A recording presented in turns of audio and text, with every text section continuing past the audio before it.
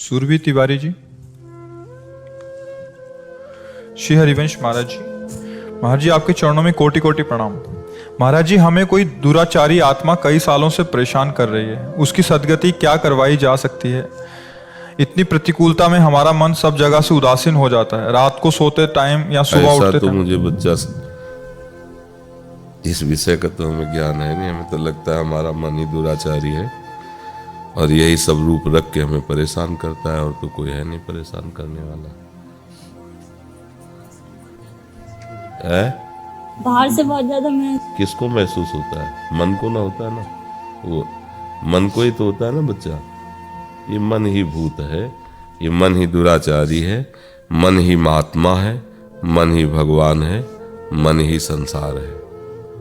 जिस समय आपका मन प्रभु में लगा होगा तो कहीं कोई दुराचारी या भूत या कुछ, तुम तो घर में रहती होगी, हम तो श्मशान में रहे। गंगा के किनारे लोग सैकड़ों लाशें ऐसे फेंक देते थे। पहले जलाने वाला कोई धनी आदमी होता था, प्रायः सब ऐसे फेंक देते। कुत्ते लाश खा रहे हैं, वहीं हमें सोना है, वहीं टहलना है। दसियों वर्ष केवल गंगा का किनारा। कभी हमें कोई ऐसा नहीं कि भूत योनि होती नहीं है, और ऐसा नहीं कि तुम्हें टच कर सके, तुम्हें परेशान। तुम्हारा मन गंदा होगा तभी ये सब बातें होती हैं। तुम्हारे मन में मलिनता, मन में पापाचरण, पूर्व संस्कारवश पूर्व के हैं, तो जैसे गंदी वृत्तियां पवित्र मन में थोड़ी उदय होती हैं। ऐसे ही गंदे आचरण करके जो भूत प्रेत बनते हैं, अच्छे लोग थोड़ी बनते हैं। अगर इन लोगों का अटैक भी कभी किसी पर होता है तो उसी गंदगी में वो बैठेंगे, अन्य जगह नहीं बैठेंगे। हिम्मत नहीं है, छू सके ऐसी हिम्मत नहीं है, डरा सके ऐसी हिम्मत नहीं। अनिष्ट की तो बात ही जाने दो, किसी की सामर्थ्य नहीं। और ये रात दिन न बिजली है न कोई, गंगा किनारे कहाँ, अंधेरे में वृक्ष के नीचे पड़े हैं। दिन में देखा वहीं कुत्ते खा रहे हैं लाशों को, उसी के ऊपर इधर पड़े हैं ऊपर। कोई ऐसा कोई भय नहीं, कभी कुछ कोई नहीं।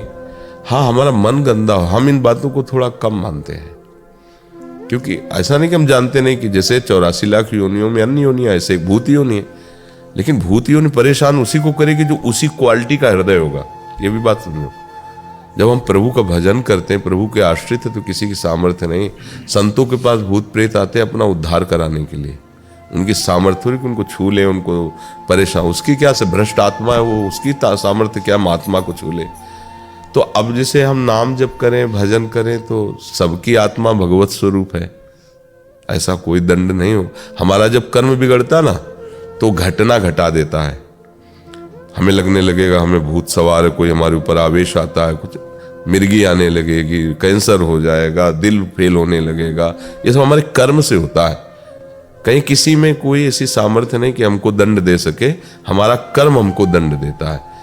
तो इसलिए मुझे लगता है बच्चा नाम जप करो तो सब ठीक हो सकता है। महाराज जी पहले नाम जप करते तो वो चीज दूर हो गई थी, फिर जब मंत्र करा तो मतलब घेर सा लेते, मतलब मंत्र नहीं, अभी आप जान ही नहीं पाए हो।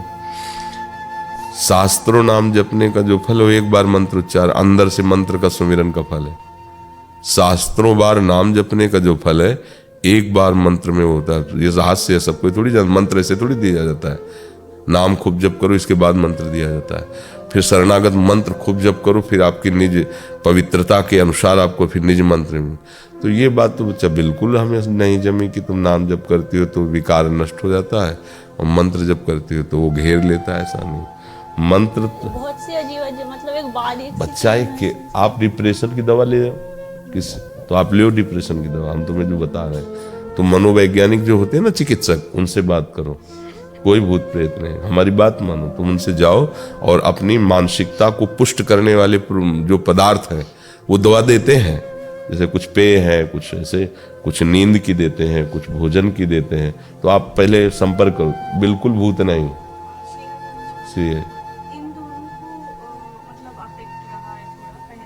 अफेक्ट क्या होता है? किसका प्रभाव? अरे सबको महसूस होता है, सबको महसूस होता है। कौन सृष्टि में जिसको काम न सता रहा हो, क्रोध न सता रहा हो, मोह न जब काम आता है तो आपके अंदर आवेश आता है ना। आप अगर उसको चेक करो तो लगेगा बहुत बड़ा भूत आ गया है, अब मैं रुक ही नहीं सकता, या तो उसे मार दूंगा या मैं मार दूंगा, इस समय मेरी कामना पूर्ति होनी चाहिए। ये भूत नहीं तो और क्या है, ये भूत नहीं तो और क्या है। इसके बाद वही रोता है, कि पता नहीं कौन मेरे से जबरदस्ती ऐसा करवा दिया, मैं बिल्कुल नहीं चाहता था, कसम खा के कहता हूं बिल्कुल नहीं करूंगा, बिल्कुल। ये क्या है, उतर गया ना भूत उसका, अब ये हाथ पैर जोड़ रहा है। ये सब भूत है भैया, काम क्रोध लोभ मोह मद मत्सर, ये सब भूत है। कोई अटैक से बचा नहीं, सबके अंदर अटैक है। अगर कोई बच सकता है तो एकमात्र मामे वे प्रपद्यन्ते माया में तांतर, अगर उसकी सत्ता दे दोगी तो परेशान हो जाओगे। महाराज जी हमारा भजन है भजन हम जो तुम्हें सलाह दे रहे हैं, तुम हमारी बात मानो। पहले तुम उसको क्या कहते हैं, मनोवैज्ञानिक चिकित्सक को, है हाँ, उसके पास जाओ। देखो गलत सलाह तुम्हें भटका देगी। अगर कहीं हम तुम्हें ताबीज बांध देंगे और तुम्हें लौंग इलायची दे देंगे और ये कर देंगे वो कर देंगे, बिल्कुल ना फंसना। हम जो तुम्हें कह रहे हैं, कहीं तुम्हें दिखाने की जरूरत नहीं। सीधे आधुनिक जो चिकित्सक हैं मानसिक, उनके पास जाइए और लंबे समय तक दवा लीजिए और आधा आधा जपिए। फिर आप हमसे मिलिए आकर, फिर बताइए कौन अटैक करता है। एक बार क्या हुआ कि हम सैनपुर में थे गंगा किनारे, तो 4 बजे गंगा स्नान को निकल जाते थे, जग जाते थे अपने समय से, पर 4 बजे ही गंगा स्नान करने के लिए जाते थे। तो एक बहुत बड़ा झाड़ पड़ता था, मूंज का झाड़, वहां से गुजरना पड़ता था। ऐसे बड़ी जोर से भन्नाट, पूरा झाड़ जो है ना वो कंपायमान हो जाता, और कम से कम 200 पग चलना होता था झाड़ के अंदर ही। मन ने एकदम हमको भयभीत कर दिया, कोई तो है, और रोम खड़ा होने लगा। मन ने कहा आज तक नहीं रोम खड़ा हुआ, जरूर कोई प्रेत आत्मा है। तेरी के हमको अगर ये डरवा दिया, अब हम क्या बाबा जी है, रोज गंगा स्नान करने जाते, ये तो हमको मार देगा। अगर ऐसे डरवा देगा तब तो हम जी नहीं पाएंगे। नई अवस्था थी, बड़ा जिद्दी स्वभाव था। गंगा स्नान करने गए, फिर लौट के आए। जब दूसरे दिन फिर बनने से हम वहीं खड़े हो गए। हम अब तब गंगा स्नान करेंगे जब प्रकाश हो जाएगा, हमें जान लेंगे कौन है क्या है। खड़े रहे। सन की दिमाग होता है साधुओं का।